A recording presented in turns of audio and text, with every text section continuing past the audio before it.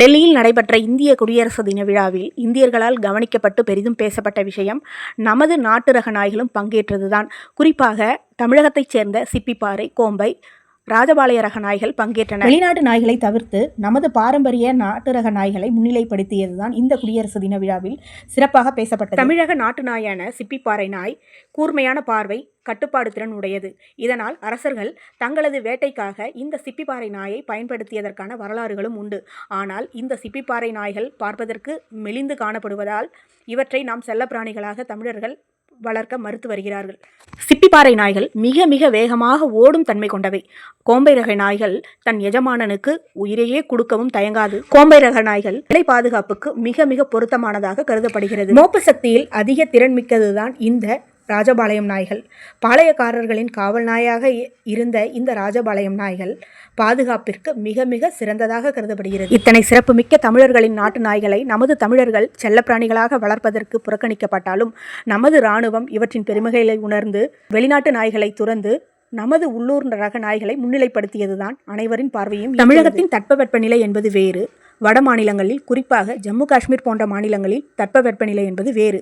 பிறகு எவ்வாறு தமிழக நாய்கள் அங்கு பணிபுரிய முடியும் என்ற சந்தேகம் உங்களுக்கு வரலாம். அவை நம் இந்திய நாய்கள்.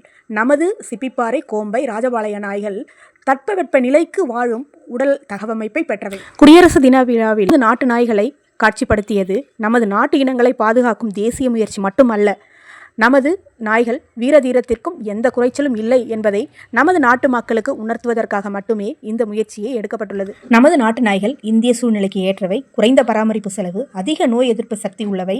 வெளிநாட்டு நாய்களை விட இந்திய காலநிலைக்கு பொருந்தக்கூடிய நமது நாட்டு நாய்களை நாம் நிச்சயம் செல்லப்பிராணிகளாக ஒவ்வொருவரும் வளர்க்க வேண்டும். குடியரசு தின விழா பரேடில் பங்கு பெற்ற நமது நாட்டு நாய்கள் நடந்து செல்லும் போது ஒவ்வொரு தமிழனுக்கும் பெருமையாக இருந்தது அல்லவா? அதை நாம் வீடுகளிலும் வளர்க்க முயற்சிக்க வேண்டும். இதேபோன்று இந்திய இராணுவ வீரர்கள் கழுகுகளை கையில் ஏந்தி சென்றதை நாம் மெய்சிலிர்க்க பார்த்தோம். கழுகுகள் எதற்காக இந்திய இராணுவத்தில் பயன்படுத்தப்படுகின்றன? அதுவும் ட்ரோன்கள் போன்ற டெக்னாலஜி வளர்ந்துவிட்ட இந்த காலத்தில் அரசர் காலத்தில் பயன்படுத்தப்பட்டது போல் கழுகுகளை நாம் ஏன் பயன்படுத்தப்பட வேண்டும்? எதிரி நாடுகளின் ட்ரோன்களை நடுவானில் கண்டறிந்து தாக்கி அழிக்கும் ட்ரோன் வேட்டை நடவடிக்கைகளுக்கு பயன்படுத்தப்படுகின்றன. 2020 முதல் இந்த கழுகுகளுக்கு பயிற்சி அளித்து கருடா ஸ்குவாட் என்ற சிறப்பு படை உருவாக்கப்பட்டு ட்ரோன்களை அழிக்கும் எலக்ட்ரானிக் ஜாமர்கள் வேலை செய்யாத சூழல்களிலும் கழுகுகளின் இயற்கையான கூர்மையான பார்வையும் வேகமும் ட்ரோன்களை முறியடிக்க உதவுகின்றன. இராணுவத்தில் ஹிம் யோதா பிரிவின் கீழ் இமயமலை பகுதிகளில் பணியாற்றும் சான்ஸ்கார் குதிரைகள் மற்றும் பேக்ட்ரைன் ஒட்டகங்கள் இராணுவ நாய்களுடன் இணைந்து முதல் முறையாக அணிவகுப்பில் பங்கேற்றன. சிறிய உடல் அமைப்பை கொண்டிருக்கும் இந்த குதிரைகள் 40 முதல் 60 கிலோ சுமையை நீண்ட தூரம் சுமந்து செல்லும் திறன் வாய்ந்தவை.